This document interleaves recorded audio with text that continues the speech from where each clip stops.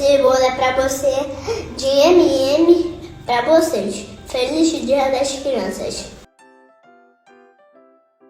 Eu sou Janaína Azevedo, sou confeiteira, empresária, boleira há mais de 10 anos. Já me aventurei a empreender, abrindo 5 lojas aqui na cidade maravilhosa do Rio de Janeiro. Cheguei a faturar a 1 milhão por ano. E hoje eu trouxe para você uma oportunidade para você, boleira, que está aí me assistindo, a conseguir a faturar de 5 a 10 mil reais dentro da cozinha da sua casa. Antes de colocar a mão na massa, eu vou te contar a história desse bolo de leite ninho.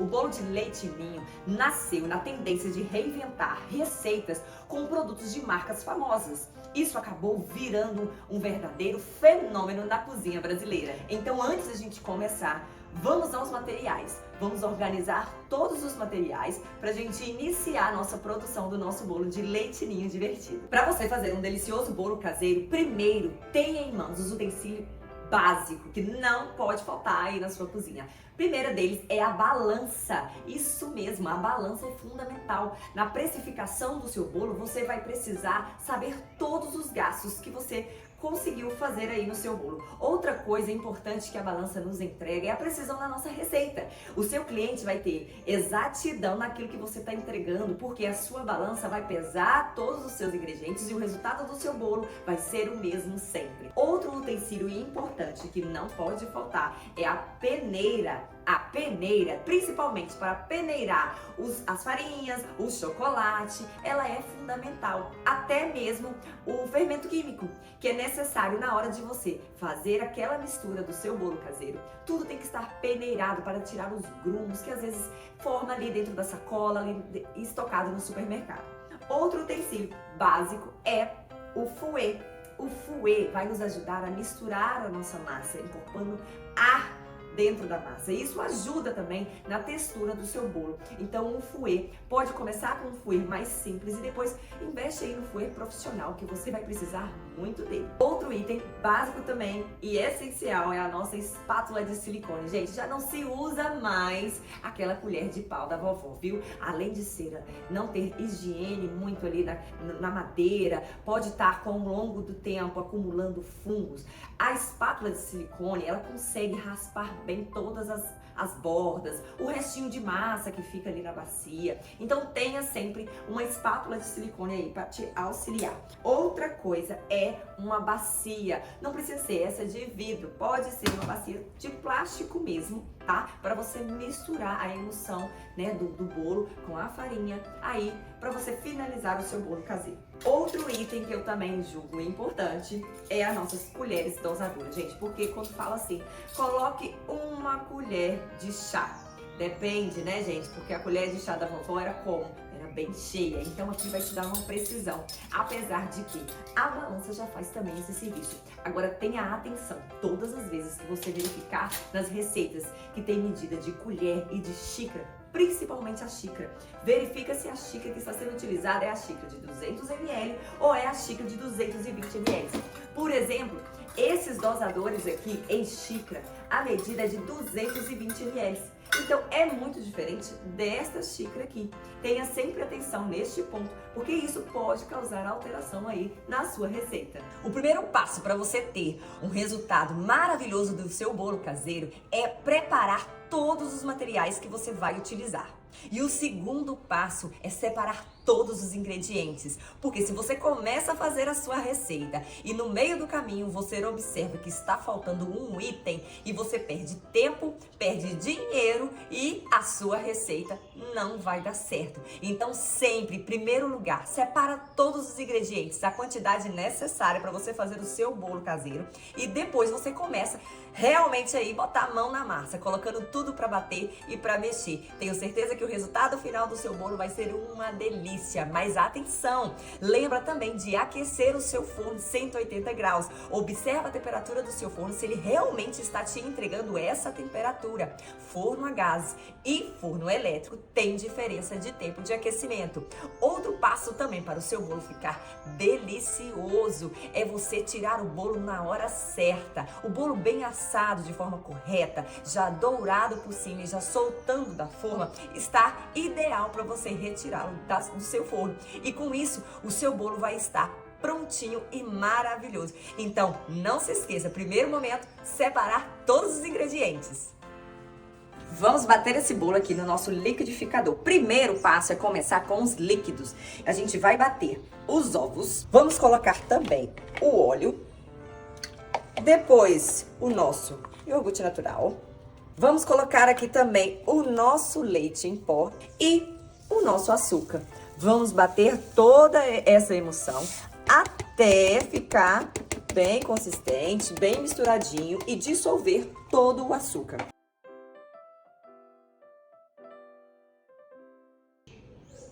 E para o sucesso do seu bolo caseiro acontecer, na hora de desenformar, você não pode ter dificuldade nenhuma. Aqui eu tenho um desmoldante caseirinho, que ele é especial, que depois eu vou ensinar vocês como a fazer esse desmoldante, que é com 3 ingredientes que você tem aí dentro da sua cozinha. O primeiro passo é, pegue aí uma escovinha dessa daqui. Neste caso, eu estou utilizando aqui um pincelzinho de silicone. Depois de untar o meu cone, eu vou passando o desmoldante aqui no fundo da forma e logo em seguida para a lateral. Nenhuma parte pode ficar sobrando sem que não esteja um pouquinho do desmoldante. Não precisa exagerar, gente, não precisa não. É só um tiquinho mesmo, mas bem espalhado. Na hora de desenformar, vai soltar bem rapidinho isso daqui. Não vamos ter problema com isso. Que a pior coisa é quando a gente faz um bolo maravilhoso, que você tem certeza que você fez o passo a passo direitinho, e quando vai desenformar, o que acontece? O bolo quebra. É como se doesse lá dentro do coração, né? Quebrou uma parte do coração da gente. Então, com o auxílio de um pincel, eu vou espalhando esta receita do nosso choconinho divertido para a criançada, com brigadeiro de chocolate. Vai render pra gente aqui 2 formas de 19 centímetros. Isso mesmo, parece que não, que parece que a massa vai dar pouco, mas não vai não, gente. É o suficiente aí pra criançada poder se divertir com esse bolo. E no final, a gente vai finalizar com uma decoração bem fofinha e, lógico, uma forma de presentear a criançada aí da nossa família. E você sabe a importância de peneirar a farinha? As farinhas geralmente pode formar grumos e isso vai para dentro da massa do seu bolo. Então, o primeiro passo para resolver este problema é a gente peneirar a farinha. Peneira toda a farinha, de preferência na hora que você for utilizá-la, para não correr o risco dela também ficar no ar e aí formar novamente. Olha a diferença, como é que ela já fica mais fininha, mais soltinha. Ó, observa aqui essa farinha, ainda bem que ela tá também sem presença de grumos, que tem umas que vem com tanta umidade que só de você peneirar você já começa a observar aqui, ó. Tá vendo essas bolinhas que se formam? Umas bolinhas mais duras. E aqui tá, ó, nossa farinha peneirada. E eu vou utilizar agora aqui, colocando a nossa emulsão final ali, que nós batemos no nosso liquidificador, para misturar aqui na nossa bacia de vidro. O fermento eu vou deixar para peneirar também na hora, tá? Tem gente que já gosta de peneirar os dois juntos, mas eu prefiro peneirar por último, pra gente ter um resultado melhor. Então, bora lá. E vamos misturar a nossa emulsão aqui na nossa farinha, com o auxílio do fouet. Vou jogando aqui aos poucos, vou misturando, vou mexendo. Lembrando, gente, que farinha de trigo é algo muito delicado. A gente não bate isso daqui como se a gente estivesse com aquela raiva daquela pessoa. Não, gente, isso aqui tem que ser com carinho, com amor. Porque a farinha de trigo, ela pode desenvolver o glúten. E isso, quando a gente bate demais, pode deixar a nossa massa pesada. Deixa aquela massa solada. Aquele bolo que cresce, mas continua pesado do mesmo jeito. Então, vamos mexer aqui essa farinha de trigo até ela encorpar todinha na massa. E isso a gente vai fazendo aos pouquinhos aqui, com delicadeza, tirando os excessos da lateral.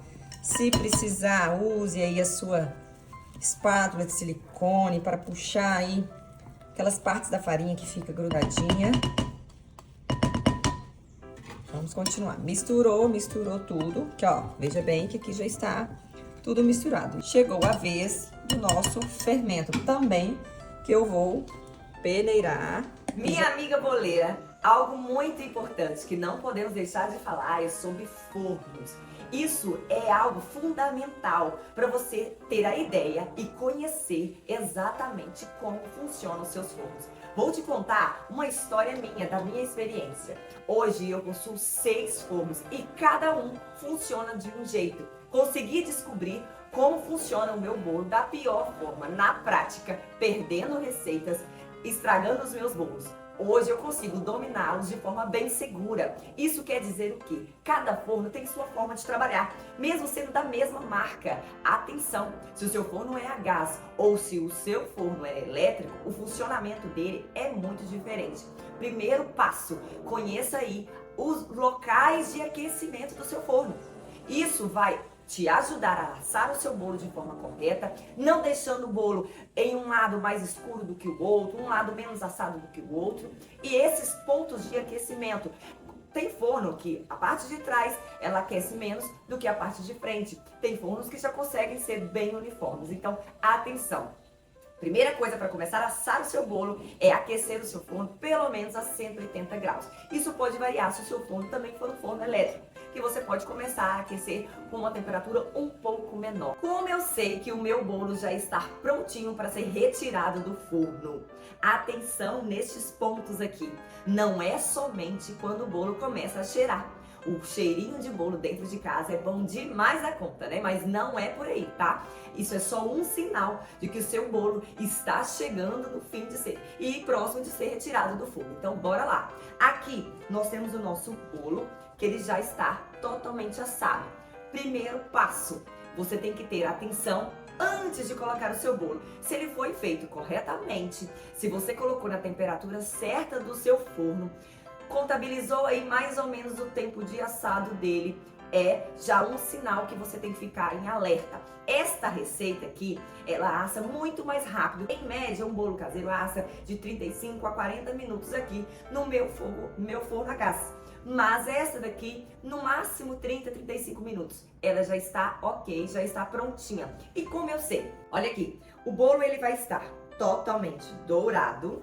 Você vê que ele tem uma cor dourada. Ele não está aquele bolo branco e nem aquele bolo muito moreno, porque esse é um bolo de leite em pó. Então, este bolo é um bolo mais claro. Se fosse um bolo de chocolate, aí teria um pouquinho mais de dificuldade para reconhecer a coloração. Mas esse daqui não. Esse daqui já está douradinho, já o suficiente para a gente observar aqui que ele está assado. Outra técnica que temos que prestar atenção é quando o bolo está já neste ponto, você vai colocar o seu dedo e você vai observar que ele vai fazer tipo uma almofadinha, ou seja, o bolo já está fofinho e cozidinho por dentro. Quando ele não está bem cozido, o seu dedo afunda, ou seja, quando a sua temperatura do forno está alta demais, o bolo assa por fora e não cozinha bem por dentro. Então fica ligado nisso daí. Temperatura muito alta do forno acaba fazendo esse aspecto de assado por fora, mas por dentro ainda o bolo vai estar cru. Outra técnica é, o bolo já começa a se soltar da forma. Aqui você observa que ele começa a dar um leve espaçamento entre a massa e a forma. Isso daqui, o bolo deu um pouquinho, uma murchada, já está no ponto ideal para a gente retirá-lo do forno, porque ele está totalmente assado, tá numa textura legal, isso sim, seguindo todos os passos anteriores. Depois que o meu bolo assou, ele ainda morno, para facilitar a retirada da forma, eu vou fazer essa técnica aqui. Eu vou pegar a minha forma com segurança, segura aí com as duas mãos, e eu vou dar umas batidinhas. Essas batidinhas aqui já vai soltando o meu bolo aqui dentro da forma. Eu já sinto o meu bolo já mais solto, eu vou virá-lo. Se eu vou utilizar esse bolo com cobertura, eu já vou deixar esse bolo com o bumbum para cima. Porque neste caso nós vamos economizar na cobertura, na hora de finalizar o nosso bolo. Se eu deixo o meu bolo virado assim, de cabeça para cima mesmo, isso acaba gastando mais cobertura, ele não fica tão uniforme porque ele cresce, né? Tem um leve morrinho aqui, então existe um desnivelamento. Por isso que a gente vai virar este bolo e deixar ele já de bumbum pra cima. Então, vou soltar o meu bolo da forma. Então, a minha técnica é, coloquei o prato aqui, coloquei a minha mão por cima aqui do prato e agora é só fazer o giro com segurança, gente, com firmeza. Vai dar certo. Não tenha medo, porque se você ficar meio pra lá, meio pra cá, insegura, este bolo pode soltar da sua mão e acabar quebrando. Então, coloquei a minha mão com firmeza embaixo e em cima, fiz o giro. Aqui eu já sinto que o bolo saiu totalmente da forma. E olha lá, bolo prontinho aqui no meu prato. Forma, vocês estão observando, não tem muito vestígio aqui de massa, ou seja, o bolo não agarrou na forma. Está aqui o nosso bolo totalmente desenformado. Vamos fazer uma das coberturas mais amadas do Brasil, que é o brigadeiro, brigadeiro de chocolate. Gente, essa cobertura ela é tão especial e tão importante para os brasileiros que existe um dia específico para esse danado desse brigadeiro. E eu vou contar para vocês um caos aqui que aconteceu comigo, porque eu sempre achei que brigadeiro fosse a coisa mais fácil do mundo para fazer. E aí, me atrevi a fazer uma cobertura de brigadeiro e só acontecia a tragédia, é verdade, tá? Pra mim, era só jogar os ingredientes na panela, misturar, deixar um tempinho e pronto. Mas aí, depois que eu me tornei boleira, depois de muitos erros, eu vi que o buraco era mais embaixo. Sabe por quê? Gente, brigadeiro, eu descobri que para cada estilo de bolo, cada coisa que eu queria, existia um ponto certo do brigadeiro. E esse danado desse brigadeiro deixava minha mente doida. Por quê? Quando era para fazer em bico, ponto de bico, era de um jeito. Quando eu queria que a calda escorria, era de outro jeito. E aí eu fui estudando, desenvolvendo essa técnica até chegar num ponto do meu brigadeiro que eu gostaria. E para isso, gente, muitas vezes eu errei. E você sabe como é que ficava meu brigadeiro? Virava aquela bala dura que nem dentista tirava do dente. Sabe quando você faz o brigadeiro, na hora de tá a coisa mais linda e depois, na hora de comer, para passar uma colher, aquilo ficava uma puxa que a gente não conseguia nem mastigar. E aí eu fui entendendo por que o meu brigadeiro acontecia isso. Isso já aconteceu com você? Mas eu trouxe aqui a solução para as nossas vidas e nunca mais ninguém vai errar o danado do brigadeiro. Então, bora aprender a fazer esse brigadeiro. Separa aí todos os ingredientes primeiro, certinho, porque isso já começa, isso é fundamental, é o primeiro passo.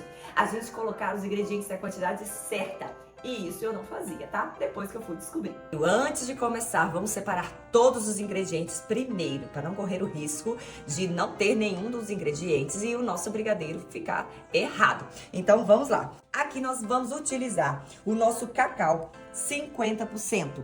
É importante ser o cacau 50% por causa do teor de açúcar. Cacau 50% tem 50% também de açúcar. Se você utilizar achocolatados ou outro tipo de cacau, exemplo de 32%, o teor de açúcar vai ser muito maior.